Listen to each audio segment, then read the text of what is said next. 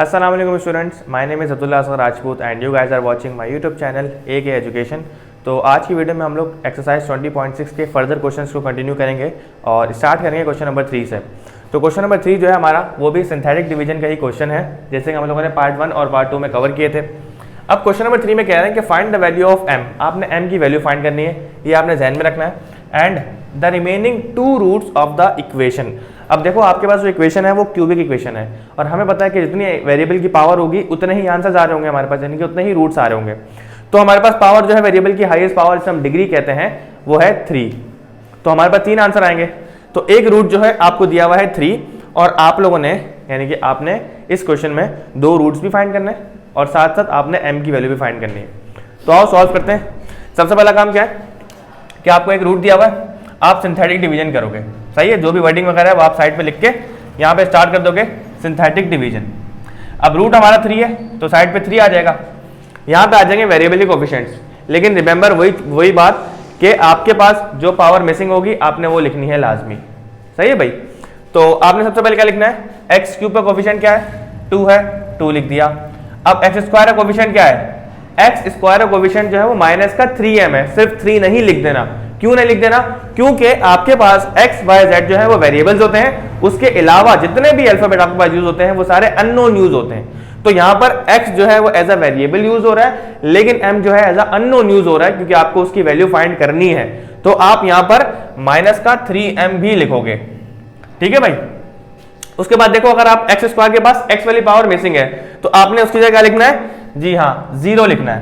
और कांस्टेंट जो है हमारा वो है प्लस का 9।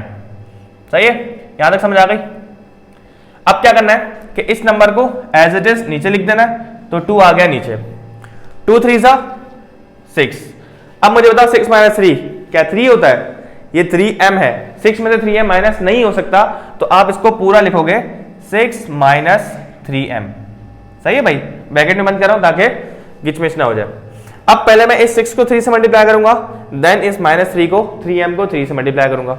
तो 6 3 होता है 18 माइनस प्लस माइनस 3 3 9m। अब मुझे बताओ कि 0 में जब मैं 18 माइनस 9m प्लस करूंगा तो ऑब्वियस ही बात है कि 18 माइनस 9m ही आएगा। अब आपने क्या करना है, अब आपने करना कुछ यूं है कि इसको इससे मल्टीप्लाई कर देना है। तो 18 3 क्या होता है, 18 3 आई गेस 54 होता है। तो हमारे पास आ जाएगा यहाँ पे 54 माइनस प्लस माइनस 9 3 27m। सही है, m को भी साथ लाजमी मल्टीप्लाई कराना है।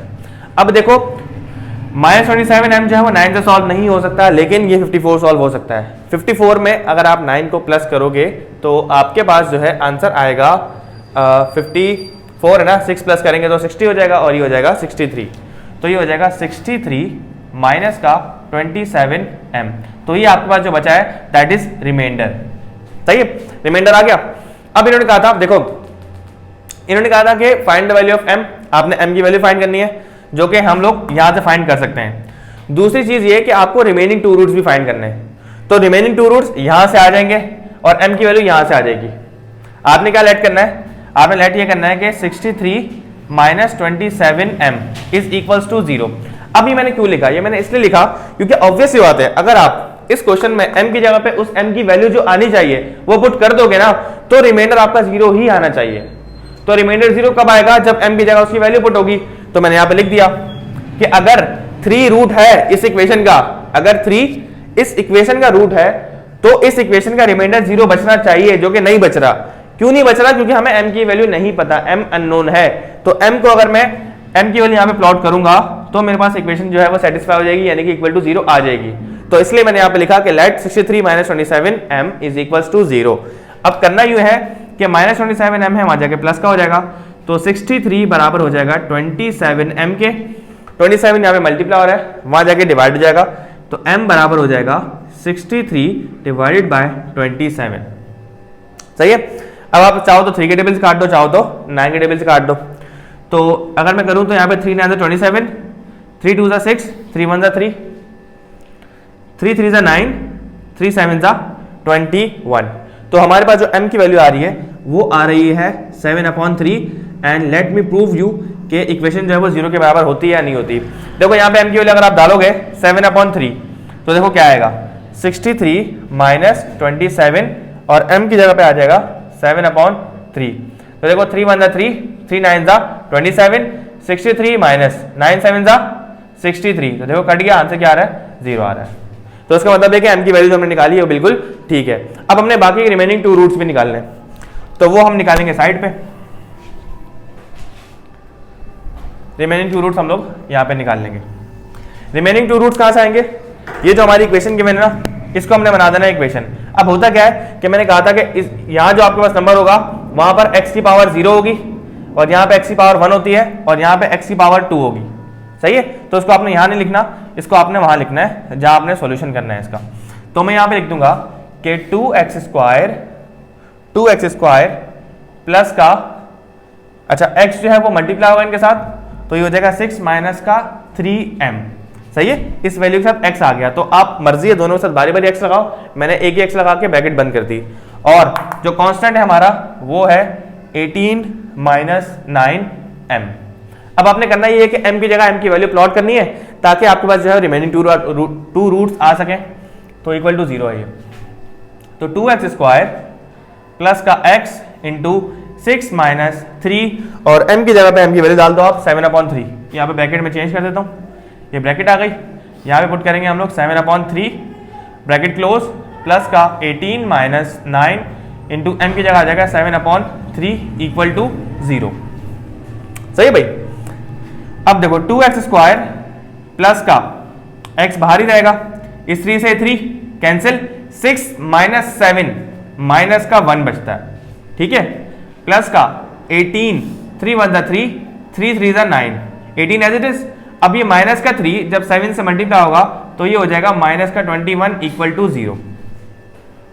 अब क्या करेंगे, 2x square plus minus minus का x प्लस का, सॉरी माइनस आएगा क्योंकि बड़ी वैल्यू के साथ माइनस है, माइनस 21 में जब आप 18 प्लस करोगे तो आपके पास आंसर आएगा माइनस का 3 इक्वल टू 0।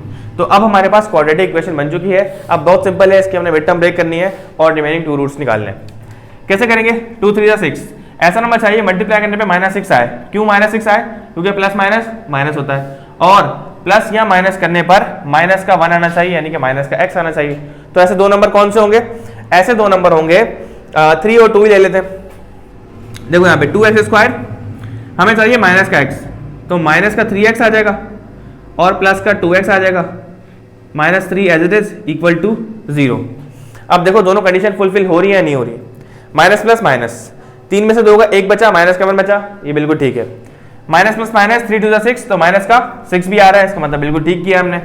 अब निकाल लो कॉमन आप, इन दोनों में क्या कॉमन दिख रहा है आपको, इन दोनों में x कॉमन है, तो यहां से क्या बचा, यहाँ पे 2x स्क्वायर था तो 2 तो बचा, x 2 थे, एक x बचा, माइनस 3 बचा और x बाहर आ गया तो सिंपल 3 लिखेंगे।